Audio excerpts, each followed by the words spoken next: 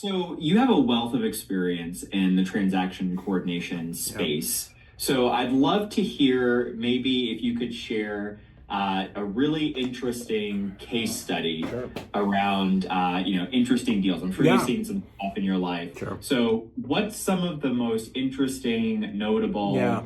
crazy things you've seen as it relates to? Yeah. Man, there's lots of times where somebody's overseas and they just can't figure it out. So we had this seller, and his wife was on vacation in the Middle East. They were Middle Eastern, and we sent her a power of attorney so that the husband could sign on her behalf.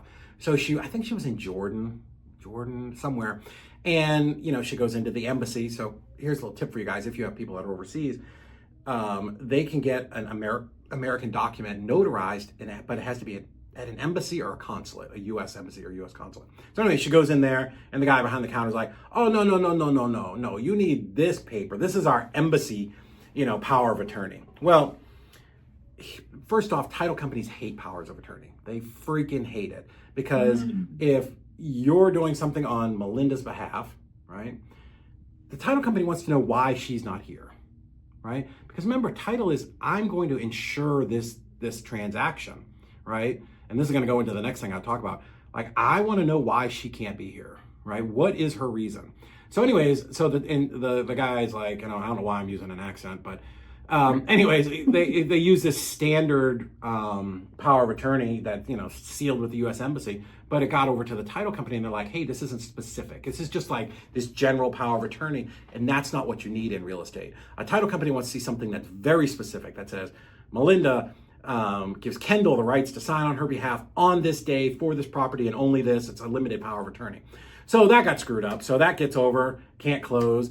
Now we got to get a hold of the seller, get a hold of the wife. Now she's in like Egypt, right? Cairo.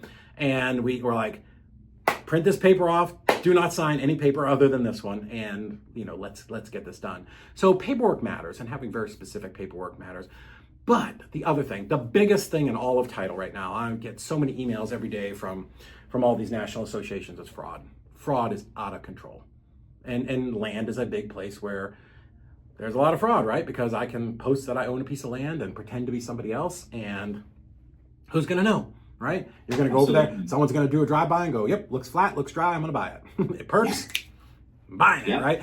But Absolutely. yeah, and then, maybe you've never seen the seller. Maybe the seller's not even going to show up, and they're just going to mail away some docs. And, the industry has seen tremendous crackdown and adding new steps in and making it a little more complicated to verify that people are who they say they are. And we've got a new software. I wish I could remember what the name of it was. It's a nationwide software where the seller now will have to jump on a computer and hold their ID and prove that they are who they are. And it's, God, I was just thinking about it earlier. Plaid, that software now that like connects with a bank, but it'll go through your credit history and be like, "Did you own a 2-door or 4-door car in 1990, right? Something, or whatever it is. Like, there's 3 ridiculous questions. And just to verify that people are who they say they are. Because one, we want to protect the seller to make sure that they're real, that somebody's not selling something out from underneath them. We want to protect the buyer, right? Last thing we want to do is sell a piece of property and give them title insurance, and they start pouring a foundation over there. And then, 6 months later, somebody drives by and goes, "That's my property." What is going on over there? What's happening? We had a client that happened in a high-end subdivision. Somebody sold the property next door. This guy was never there. He actually owned both lots, and they started building a property on it. So fraud is a thing, and people will get creative trying to tell you that they're somebody they're not. And our coordinators do enough of this. Like, the spidey sense goes off pretty quick. When they won't jump on a phone, they'll only do text messaging, and they won't send you a copy of their ID. Like, we have a couple steps that we'll go through to try to pre-screen people. And if that doesn't work, like, it's, "Hey man, we got to jump on a Zoom. Like, we have to jump on a Zoom to do this. This is what's the title company is going to require." A lot of times there's outright fraud. Other times it's one heir. Maybe they have 6 brothers and sisters. Like, "No, no, no, no, no, no, I'm the only heir." "Oh, really?" Well, that's funny, because the death certificate in the obituary, the obituary lists that you have 5. Yeah, they're all dead. And then it finds out, they're out of the country. I'm handling it for them. Like, no. They're dead to me. Yeah. No, we can get them to sign. They just have to go to a consulate or an embassy.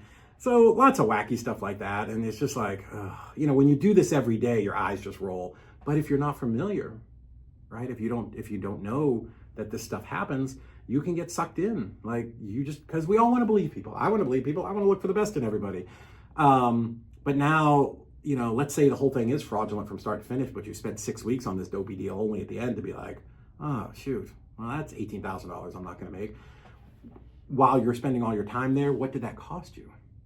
How many people did you not pick up the phone and call? How many people did you not call back? How many, you know what I'm saying? All of that stuff. And how much business did that cost you when we could have just been handling it? Like, we're behind the curtain at the Wizard of Oz, right? Like, you're going out and doing your thing. We're just making magic happen back here.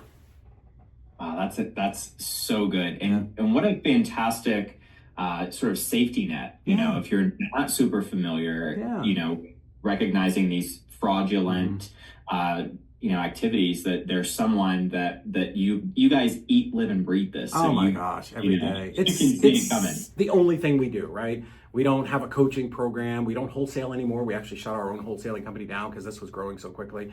Everybody comes in here every day from 8:30 to 5:30, and they're broken up into teams, and they are competitive as the day is long, because we audit them every single week, and there's a little goat that they get as their trophy, and there's a team that has it now. I can see it on our desk, and the other two teams are pretty salty because they had a lock on it. But yeah, man, they're really competitive, and they've literally done every type of deal in every state. And so when something comes up, even if somebody's newer, like, oh, hey, what about that foreclosure deal in Indiana that they were doing a short sale on? Like, oh, how did you do that? Oh, here it is, no problem, right? Like, that's just institutional knowledge that you cannot duplicate, right? Like, who could you hire that's done 7,000 deals? Nobody. You can't. You just can't do it.